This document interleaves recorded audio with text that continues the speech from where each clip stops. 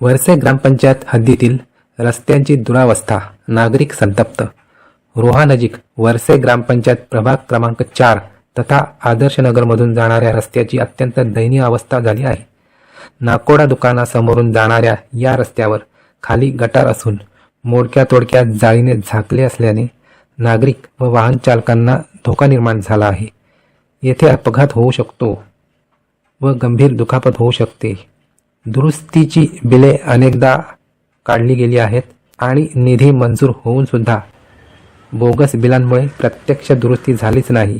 तरी प्रशासनाने याची योग्य ती दखल घ्यावी, अन्यथा नागरिकांकडून आंदोलन छेडण्याचा इशारा देण्यात आला आहे.